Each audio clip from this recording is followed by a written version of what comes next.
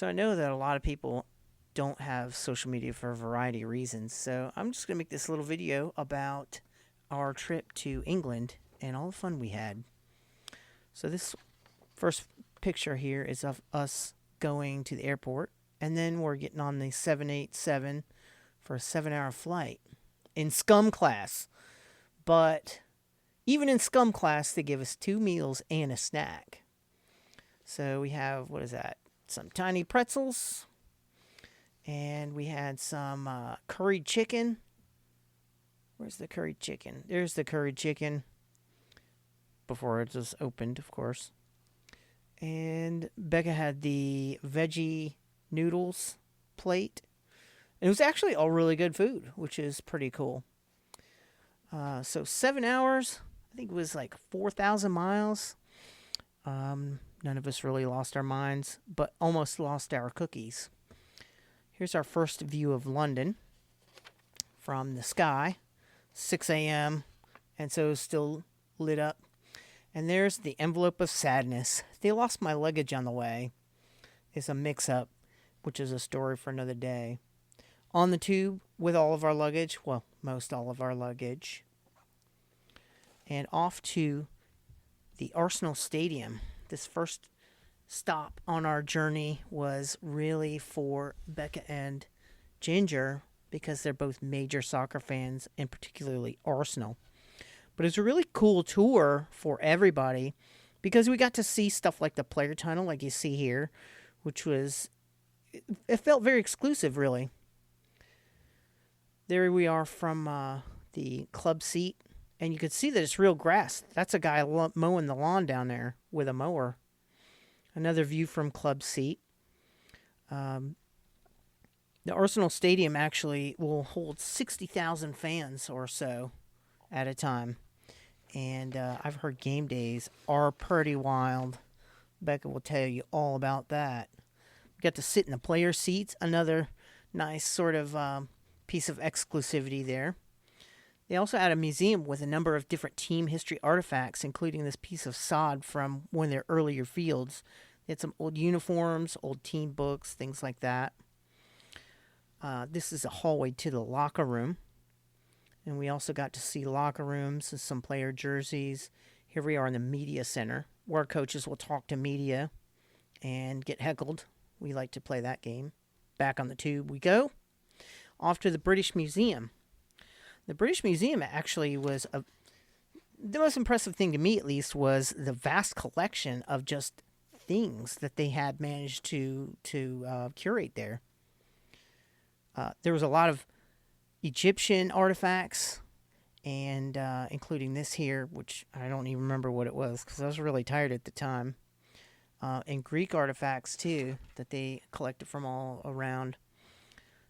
One of the more impressive things too about the British Museum was that you could get really close to everything. It wasn't behind glass except for the Rosetta Stone, and it wasn't really well guarded. But for whatever reason, they trusted people not to go off and molest the artifacts. Even this temple that they rebuilt was really only secured by a velvet rope, so you couldn't really get too close to it. But if anybody felt extra spicy, they'd probably just jump the rope and get right on it. There were also a number of people documenting it visually, like this man here drawing the sculpture. The next stop on our journey was the London Eye. Anybody who doesn't know much about the London Eye, it's the fourth largest Ferris wheel in the world. It's 443 feet at the top, and it has, what did we find out, 36 pods or something like that? But I planned this part for after dark so that we could see all the city lights. And it was really a very quite nice way to end the day, especially in the clothes that I wore to England. But we got a nice aerial view of the Thames. Some boats going by. My wonderful children who are very hungry with Westminster Abbey in the background. And then Becca's fish and chips for dinner. So one of the top 3 things on her list was get fish and chips, and she couldn't wait past the first day. This was just funny to me. We stopped at a grocery store and they had hot cross buns, which I didn't know was a thing. So the next day, we set off to go get me some clothes. We kind of skipped our trip to the Tower of London and went off to shop for me instead. So there I am at the Marks and Spencer's, getting some clothes. Spot a lunch at the McDonald's, of all places, which was actually very good. And then my outfit, courtesy of British Airways. They actually bought me some $380 worth of clothes, which was quite nice. Earl's Court was our home station for the first couple days while we were in England. There's Mary goofing around a little bit in front of the station. Back on the underground we go. Off to Greenwich. Short bus ride over to the Greenwich Observatory. And the Greenwich Observatory is actually very cool. It was a little less about stargazing as it was about timekeeping and how it related to geography, which made me and Ginger here, you see in this frame, high-fiving over the prime meridian, actually quite happy. And the museum actually talked a lot about how timekeeping and geography went hand in hand, especially when it came to maritime navigation. And being on a hill, you could get a really nice view of the London skyline. And here's also this cool octagon-shaped room on the grounds. So the end of the day was a faulty trip to the airport. Wait, where's my snap?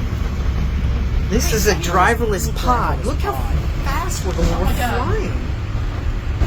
I know I was making I'm a fun little of bit this scared, 2 honestly. I know I was making fun of this 2 seconds ago.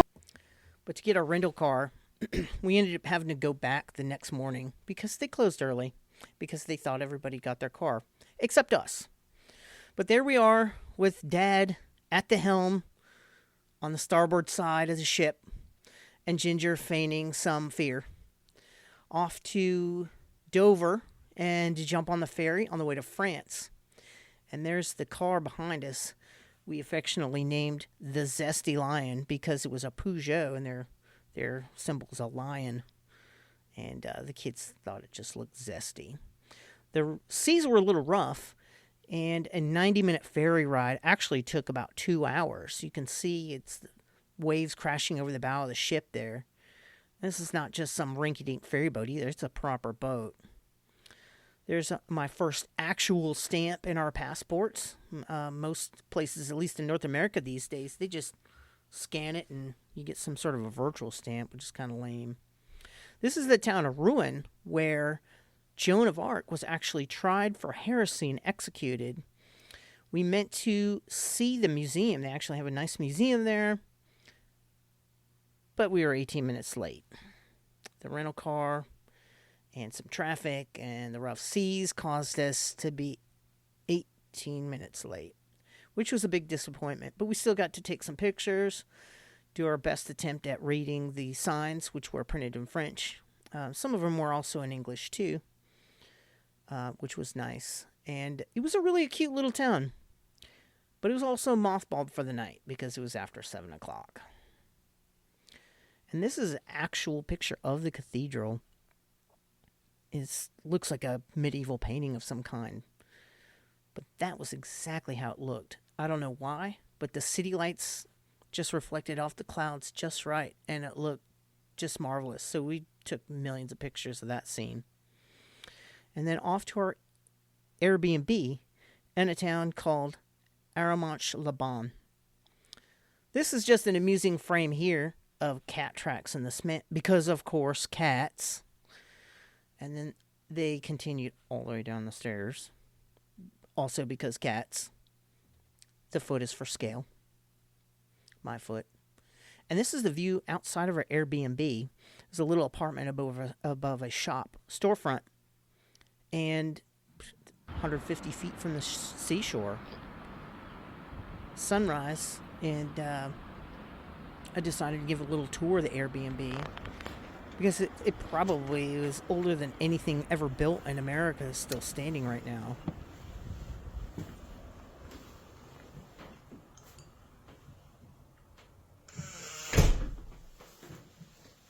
You could even hear the boards creak.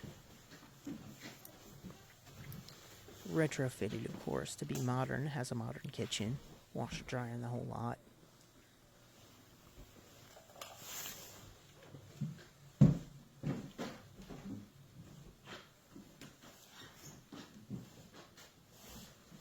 It's really cozy. And the best part of it was only cost about $100 US.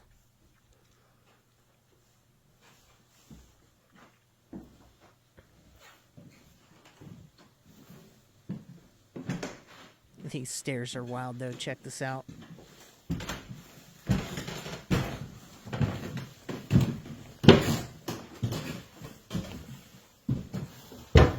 Just picture the amount of movement needed to create those creaks.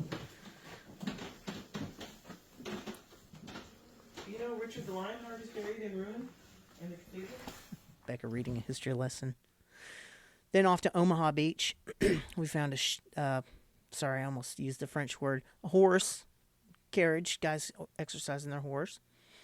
Here's a sculpture that was built, I want to say in the 1990s. I have a picture of the sign, so I didn't have to remember. And we all took a turn going out to the shoreline and touching the sand. This is on a monument that was erected much earlier than the sculpture you just saw. And it talks about, just briefly, what happened there. And it's in both French and in English, of course. The amazing thing about the Normandy invasion, I think, that really kind of hit home once we were actually there, touching the actual sand, was that the invasion took place across a 60-mile, that's 60 miles of shoreline. We also walked down at the water's edge and looked, and you see from these frames here, that ridge top at the top of the beach there in the middle of the frame is where the Germans were shooting from. Well, you're being shot at, and you got to climb all over this junk and basically climb up those cliffs. Pretty daunting. So in the museum that the Americans built nearby, there's a lot of nice artifacts and a lot of nice curation of just obstacles and things. This is a picture of the beachhead, Gold Beach, and the town where we stayed the night. And this is another diagram of the entire landing. Again, 60 miles. Then into the cemetery you go, and there's this huge memorial there with some quotes from Eisenhower and some other prominent generals. Down the reflecting pool there in the center, you see a chapel.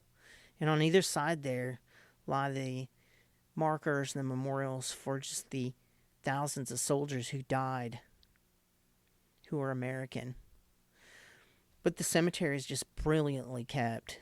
And there's even some lines that I don't know what they delineate, but they're actually made up with a darker variety of grass.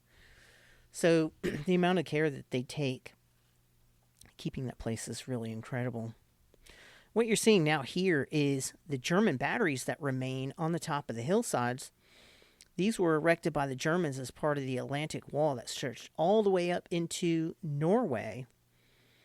And these were, these were the batteries that the Nazis were shooting at the Allies from and protecting their territory.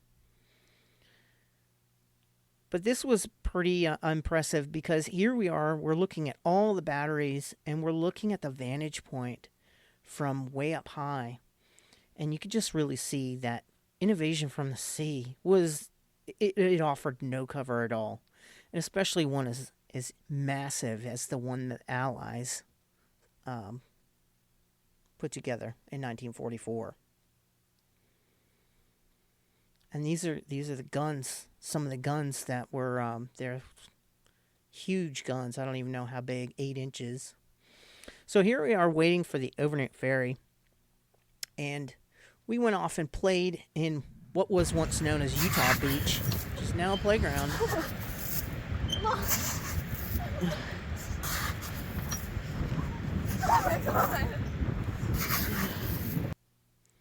On board the Saint Michel, which is a ferry boat that will carry as many as 600 cars and 2,200 passengers. And we stayed in this tiny little cabin. They even had a lounge, cafeteria.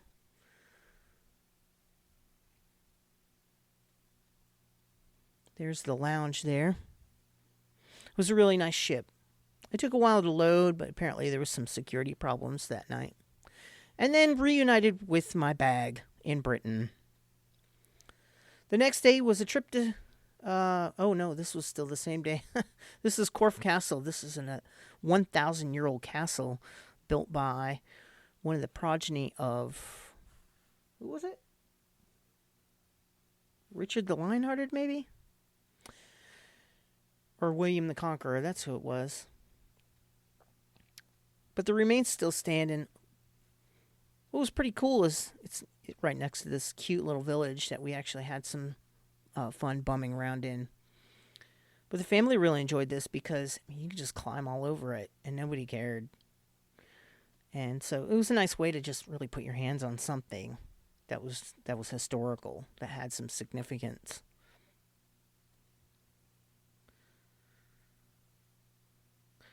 Then on to the Jurassic Coast. I actually met a photographer there because it's off season and there wasn't really anybody around, and there's Ginger finding a fossil. But he told us how to open up the rocks and find them, and just they're everywhere. So I took some really nice pictures of the seashore and some of the rocks. This picture here in particular, the photographer I met took a similar picture, and this is it here. He posted on his Instagram. Piers Fearick. Check him out. Here's our American goodie bag that we left at each of our Airbnbs. We stayed at Airbnbs nearly the whole way through. And we filled it with some just cheesy Americana gear. Solo cup, American flag, Hershey bar, baseball, silly stuff, and a postcard of where we were from. On to Stonehenge, and Stonehenge was a little bit more than just the rocks sticking up out of the ground. They talked a lot about Stone Age man and some of the villages that have been excavated over the years nearby. They actually built replicas of the huts and things, and had some replicas of tools that Stone Age man might have used back then. There were actually a lot of international tourists at Stonehenge. And, you know, we see pictures of Stonehenge growing up, and you think it's this massive thing, and it's probably 40 or 50 feet tall. It's really kind of puny in real life. It was a little bit surprising that way. And we had a little bit of time left over, and we decided to go up to Stratford-upon-Avon and check out William Shakespeare's birthplace. This was apparently the house that he grew up in the 1600s. We don't know much more about it because we got there 8 minutes late. Their last tour was at 3:30 and we got there at 3:38. But we still got to take some pictures and have some fun with old Billy and check out his little town, all dudded up for Christmas. This is just minutes before the place was absolutely mothballed for the night.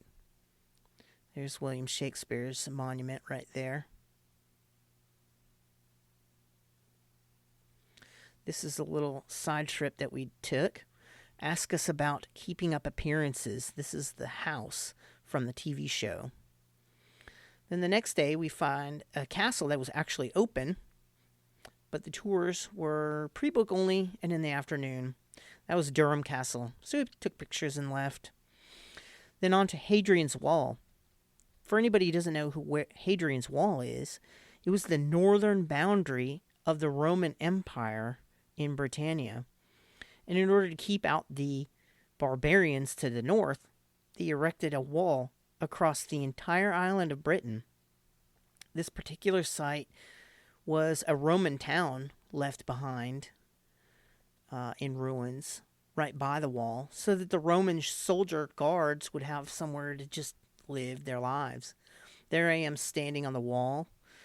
It was driving rain and driving wind that day, and oddly enough, the site closed the building and not the grounds. Kind of backwards, but the man who was tending the building said, "Yeah, if you want to go up there, go check it out." So we did. And it was absolutely gorgeous. I wish we had better weather and a little bit more time to check it out. But it was Thanksgiving Day. And so we went off to our next stop in Scotland, in Edinburgh, suburban Edinburgh, in a little town called Rosyth. This is the Forth Bridge, which crosses I have to look up the river, the one that goes right through the middle of Edinburgh. And our Thanksgiving dinner: chicken and rice, mashed potatoes. Closest things we could get to turkey and stuffing in England. Then on to the Scottish Highlands on our way to Loch Ness. We were actually quite blessed with some good weather for some really, really tremendous scenery in the Scottish Highlands. Some of these look like paintings. I assure you they are not. This is real life. The landscapes were just absolutely stunning. They're dotted with all kinds of just sheep, rock walls.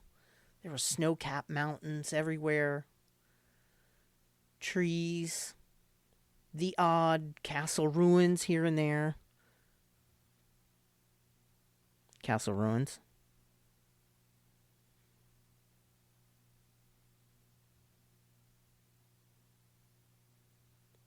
More snow-capped mountains and probably some sheeps.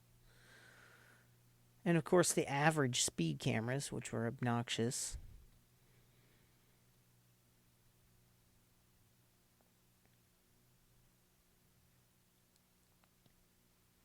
More mountains. I wish I knew a little bit more about these mountains so I had more to say about them. Also some trees.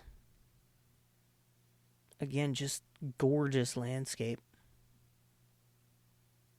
There's a sign for the average speed camera. So what they do is they take a picture of your number plate as you go by every so often, and then just compare it with timestamps and make sure you're not speeding.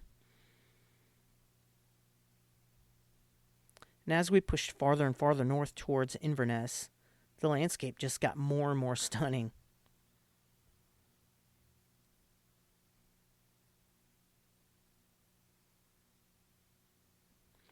Brief stop in Inverness for some Costa coffee, which is Becca's favorite, and a little cherry tart, and then off to Loch Ness. Right as we drove up, the rays of light were shining between the clouds onto the water like this. And also, incidentally, there was a lay-by where we pulled over and just stopped and took a few pictures. The air was cool and crisp, and it had just rained earlier in the day. It was nice. We stopped by the museum, the Loch Ness Experience, I guess is what they call it. This yellow submarine was actually an American submarine that went down to the lake and got spun around and damaged by, quote-unquote, something. They talked a lot about all the exploration projects that have gone on in Loch Ness. And they had a lot of the craft there. Some buttons. They had an ongoing theme. Because, some people believe there's a monster there. Some people think it's just horse nonsense. And and some people think, well, maybe there's something. This is the nearby town, which looks brilliant. And then our flat tire. Yeah, that's a flat tire. I ran over a curb. I was trying to find the Airbnb, the door of which was behind a pub, so it was impossible to see from the street. So it kind of delayed our next setting off the next day because I had to stop by the tire shop. Here's some more scenery of the town where we stayed. Just breathtaking everywhere. Almost looks like a mixture of Colorado and Pennsylvania to me. Then we went to the Lake District National Park, which is a huge national park, kind of like Britain's Yellowstone. And the scenery there, again, is just absolutely wonderful. A lot of it you saw just there looks like it's fictional, like a fictional world. Like it was plucked out of a Robin Hood movie or something. I managed to find a waterfall, which was a 5-minute hike down from the car park. which even in the middle of the woods you had to pay for, which is annoying. But the waterfall was really nice. And even the drive through the park was just like this. It was just postcard scenery after postcard scenery. This is where we actually got stopped by some sheep that had escaped and walked into the road. And it looked like somebody dropped a black ribbon on the mountains to make the road network. It was really incredible. Some of these pictures are a little bit out of order. Here's the road picture again, where we stopped for the stray sheep. And a bird. The variety of birds in England were just it's a big surprise to me. Then I managed to find a little spot called the Beatrix Potter Experience. And I thought, you know what, the kids will really like that. We had quite a few disappointments along the week. And I thought maybe they would like something that would kind of just bring them back to their childhood and stuff. So we took a look at this, and it's a little bit of a museum about Beatrix Potter. Beatrix Potter wrote the Peter Cottontail stories. Is it Peter Rabbit or Peter Cottontail? It's one or the other. They have a nice movie and a bunch of 3D things. It's perfect for little kids. But even my kids, teenagers, they had big fun in there. But Beatrix Potter was actually the first person to license fictional characters out of a storybook. So everything from Mickey Mouse to Curious George that we have in modern day is modeled, the business models, after Beatrix Potter. And the reason the experience is in the Lake District National Park area is because she eventually settled there and ran a ranch. And our final big stop of our big British road trip featuring France was Jeremy Clarkson's Diddley Squat Farm. So Jeremy Clarkson is a car nerd who runs a Top Gear and a Grand Tour, a car show. If you can picture Monty Python mixed with a car show, that's the kind of car show it is. And it's really kind of funny. But now he runs a farm and a farm shop that's actually featured on a TV show called Clarkson's Farm on Amazon Prime. And if you follow his Instagram page, you'll see the Keep Off the Crops sign, which we, of course, had to pose for. But he's turned this venture into sort of a benefit for the community. So the farm shop's been set up to offer local produce and things like that from both his farm and from neighboring farms. So people come from all over the Cotswolds and sell on his farm.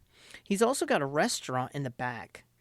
And it's made up in a disused lambing barn, of all things, where he sells his own home brew of lager and cider and has a little restaurant. Everything that they serve, burgers, fries, it's all made from food grown on the farm. And it was so delicious. Fans from all over the world have graffitied the barn. And I, of course, was one of the participants. You'll see mine here. I had to write about the Peugeot.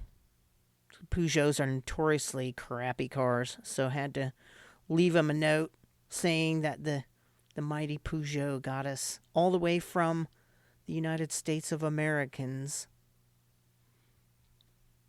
We even stopped in on a day where they had pop-up stands for local artists. There's my note on the barn.